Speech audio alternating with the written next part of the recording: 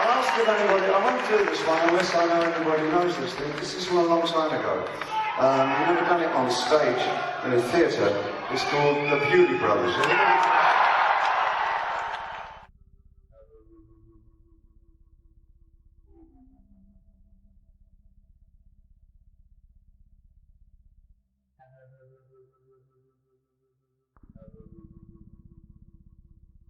Who is Andrey Stamatin?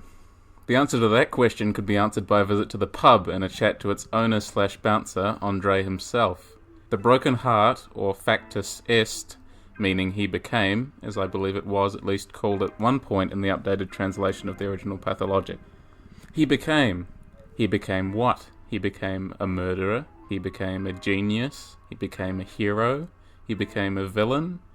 Or perhaps there is no answer. Andrey simply is. He's a stone wall on which there is all the writing you need to understand him, plainly and simply. The bar, more than anything, or almost anything beyond, "Help, I need bread, I will sell organs for bread," is a shared experience amongst all players of Pathologic. This bar is one of the few locations in the game that feels like a safe enough spot to finally let your guard down, at least at first. There's a weird feeling to the bars in both games though. Despite the more jovial music, that sounds a lot more like the sort of standard music that we'd be used to as video game players, rather than the relentless, surreal nature of the rest of the soundtrack, Andrey Stamatin rebuffs any feeling of ease you might pick up. If the non-player characters could attack, Andrey Stamatin would be shanking you the moment you insulted his brother, even inadvertently. Andrey Stamatin is, like several of the characters I've assessed already, a walking contradiction. He is an amoral murderer who carries several knives, always seems to wear knuckle dusters, and brags about how many men he could kill to Artemi, as well as his fights at the old university in the capital to the Bachelor. At the same time, he's a protective older brother, a man who would do anything to protect his family and his legacy, even giving up his own life if it came down to it. Some of the things I've already said about Peter can be associated with Andrey. Their obsessive nature links the two of them together. They are artists and connoisseurs of life and freedom itself. And look again at the Brothers Karamazov by Dostoevsky. The Stomatans can very easily be extracted from the very DNA of the book. But I've already been over the religious context from the book that comes across most strongly in the Stamatan brothers in my video on Peter. For further analysis on that, go watch that video. But where Andrey differs from Peter is in his particular lack of inhibition. Peter might be a miserable drunk, but Andrey's morality is wholly untethered from those of polite society. I mean, if you consider the town's society polite in any way. Andrey is willing to murder to get his way, and such murders come as conversation starters to him. His greeting to Artemi in the first game consists of him asking whether he wants to see who can kill the most people over the first week.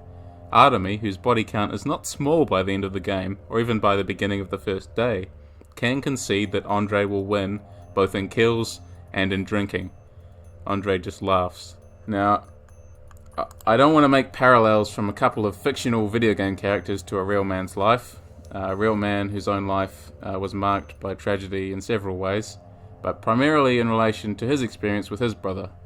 And yet David Bowie's song, The Beulah Brothers, outlines a fictional story of two brothers that most took for a way for Bowie to express his relationship to his brother Terry, who was schizophrenic.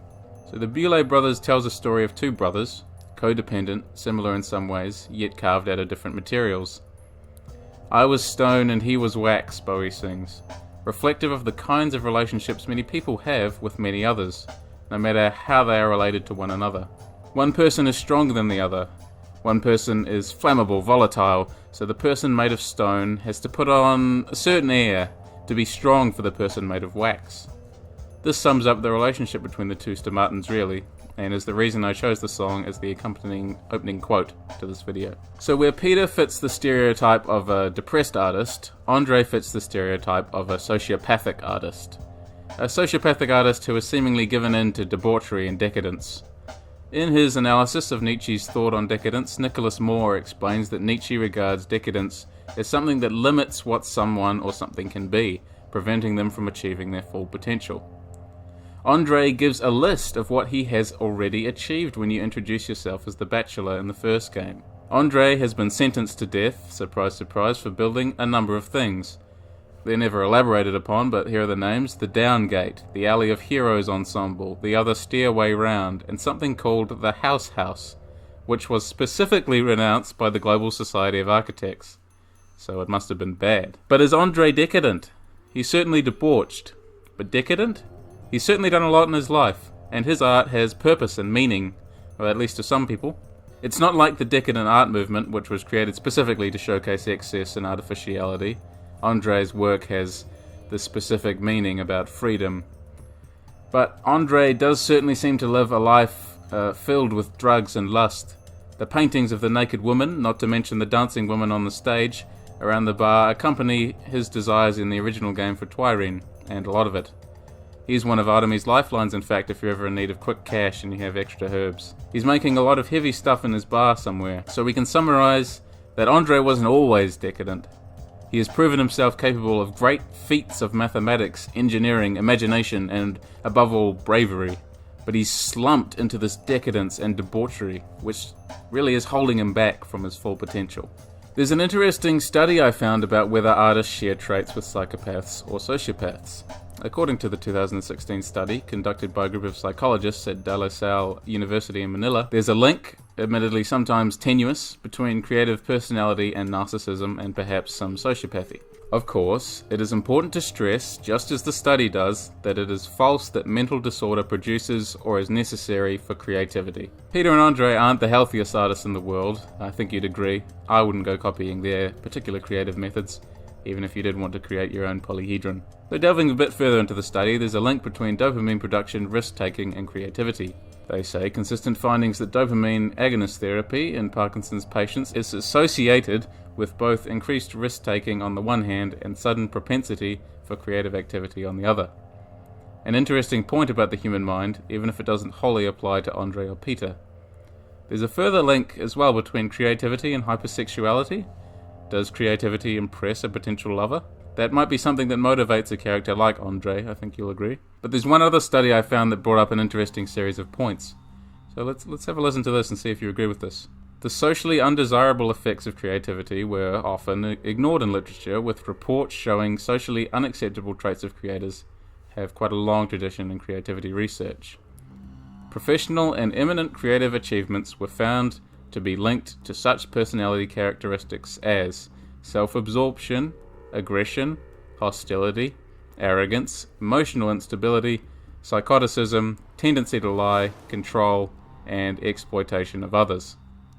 It's hardly a good look for the wonderful world of art, is it, if it's a world full of narcissism and exploitation? But for the purposes of this video essay and these two brothers, it fits quite well with Andrey and Peter. Andrey, we can probably say from this list, fits with aggression, hostility, arrogance, psychoticism, and control. Why control, you ask? Because his protection of Peter is often overbearing. Peter can complain about it sometimes, but Andrey, he says, just simply wants the best for his brother, believing him entirely vulnerable. Don't forget this quote from Vlad the Younger in the original game about Andrey. Without Andrey's boldness, Peter's vivid imagination would have only existed on paper. It's a shame that the duo is in decline now, really. Peter is a habitual drinker, and Andrey wastes his life on debauchery and ruthless feasts. But dormant periods are common among creative people. They emerge from them carrying the prey of new discoveries in their teeth. Really, that captures Andrey's essence. He's a creative who's made his best work, and he knows it, and has settled back. He's lived in town for about 10 years, and has been loving his status as basically a celebrity. He has the potential to be better. I guess it's up to the player whether he ever gets to make something as great, or greater than even, the Polyhedron in future. He is said by the design documents in the original game to acknowledge no authority. He is consistently disrespecting these kinds of authority figures, like Saburov, and, like the Canes, loves to tear down accepted truths, and most potently, Andrey develops unique theories about the limits of human freedom. If he set his mind on something, he always carries through with it, but he hasn't attempted anything properly since the Polyhedron. And what about his relationship to the Polyhedron? Well, Andrey adores it just as Peter does, but Andrey doesn't have quite the same parasitic relationship Peter has with it. Where Peter drinks himself half to death to escape the Polyhedron, Andrey respects the magnum opus of the Stomatans and loves it, of course, but he doesn't drink. Well, not for that reason anyway. He's more jovial, more optimistic, it seems. He is, as the design documents say, a glutton for pleasure. Anything good in life he seeks out. But he's also got that extra spark, that extra energy, which comes with this greater danger. Andrey Stomatin is a character whose hard edge or lust for danger never goes away. I don't recall a particularly soft moment from Andrey, other than pleas to protect Peter. Andrey's introduction to the Bachelor in the original game has them both reminisce fondly about a university fight. Apparently Andrey has always had a bit of a bloodlust, even if in this instance he was on the defending side. Peter is the only soft spot that he has, and as such other weaknesses seem to be fairly invisible in Andrey. Andrey and Peter are both wanted for their architecture, and whenever they're caught, Andrey says it is he who takes the beatings for Peter. Now, Icepig Lodge say that he was based on Benvenuto Cellini, an Italian artist who lived from 1500 to 1571. Even if you haven't heard of him, you might know one of his more famous works, Perseus with the Head of Medusa. Before I'd started researching Cellini for this video, I'd confused Cellini in my mind with another similarly rambunctious Italian artist, Caravaggio. But Cellini came before Caravaggio. Caravaggio was in fact born the year of Cellini's death. Little passing of the torch, perhaps. Now, Cellini got up to quite a bit in his life. He wasn't just a sculptor. No, he was an artist in the Renaissance, and that comes with a certain amount of expectation. The Renaissance, it's got a busy reputation to uphold, damn it. So you know that line in Pathologic 2 where Andrey asks Artemy whether or not he's a hero, and the only way for him to check is to check Artemy's behind, specifically by bending over? Well, it turns out that might as well be a direct reference to Cellini, who was convicted twice of sodomy with both men and women. So this line from Andrey can in fact be historically traced back to Cellini. Of course, we can't judge Cellini by our modern standards. That gets us nowhere, and in fact obscures historical fact from coming through. So as we continue, we'll both agree not to cast any particular judgment. Andrey's murder-happy behaviour comes also from Cellini, who committed at least 3 murders through his lifetime. Cellini actually fought in wars. He fought in the 1527 sack of Rome. His murders primarily seem to be focused on rival goldsmiths, which is very, very interesting. Andrey seems to have killed at least Farcad, the man who built the cathedral, so a rival architect. Another point connected straight to Cellini. Cellini's autobiography has a practically perfect assessment of Andrey's character. Writing about himself, Cellini says that men like Benvenuto, unique in their profession, need not be subject to the law after the Pope forgave him for his past crimes. Andrey believes he fills a particular niche in society. Art needs to be made, does it not? So if an artist who fulfills an essential purpose in society, creating meaning in the world, murders someone, who are we to punish them? That's his belief anyway. Cellini's career as an artist and sculptor ended with that second charge of sodomy in 1557. But he still turned himself to creative pursuits, writing about how to be a good goldsmith and his own autobiography. Andrey certainly can't be seen as a writer, but there is an embellishment in Cellini's writing that also fits Andrey quite well. Cellini brags quite a bit about his divine or heroic heritage, and how his family have always been famous and great, but in fact his father was a humble instrument maker who had sought a calm life as a musician for Cellini. Andrey uses his status as a Stomatin to his advantage against basically everyone in town. He's a celebrity, exploiting his fame to get his own way wherever possible. He's one of the Stamatin brothers. They're amazing. They do great cool artworks and also accidentally make horrible eldritch plagues spring from the earth and murder everything. Isn't that fun? Andrey also sometimes does children's birthday parties at the Polyhedron. Logically speaking, the depth to which I could analyse Andrey would be frankly a stretch at points. Psychoanalyzing him any further than I already have would just turn up the same kinds of things I've already said. He loves his brother, he's a murderer based on a murderer, an artist based on an artist, a fantastically brilliant man with a desire to see human nature unfold beyond its current limits, but stuck in a cruel loop of hedonism. I found he was one of the few characters among the many in Pathologic with a genuine straightforwardness and plain view on life. He might be seemingly contradictory at times in his love for his brother, combined with his capacity for cold-blooded murder, but Andrey is a character whose inherent humanity lingers day after day. Underneath everything, underneath the bragging, the knives, the alcoholism, the knuckle dusters, the blood, the sweat, the worrying seediness of his bar, Andrey retains his human core.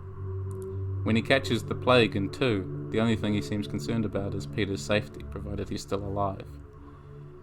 He's an all-consuming selfish flame, or at least that's what you see from a distance, but in reality Andrey doesn't see himself as selfish. Andrey is a ring of fire around Peter Stamatin, keeping him safe from the enemies who would tear him to pieces, Alexander Saburov being the main one. Andrey is clearly the battering ram clearing the way for Peter. He just wants a good world for his brother. He's just willing to hurt anyone who gets in the way of that world, whether that be the soldiers in the original game or threats to the player themselves. Whether or not you think that attitude is justified is, of course, up to you. That's the beauty of art and literature. You get to find the meaning that matters most to you. Oh, hi everyone. I'd just like to say, as usual, just a huge thank you to everyone who's watching my videos and who's been commenting on them, and I've noticed a recent uptick in subscribers, which is, really awesome to see. Just in general, these are really rewarding for me to make. They take me down a lot of different sort of rabbit holes, and I'm sure I've missed. What's really interesting about these videos is that someone in the comments will always bring up a moment that they found particularly poignant that I hadn't even considered to connect to the study or the analysis. So I'm sure I'll get a few of those sorts of comments, which I love to see. I love to see that there are people who connect to all these stories in very different ways than me. And I think that's what makes these really interesting. I hope everyone's doing well. Basically, there'll be another video coming soon. Hopefully, fingers crossed. I'm really looking forward to this one. And then another video after that. But yeah, stay safe everyone.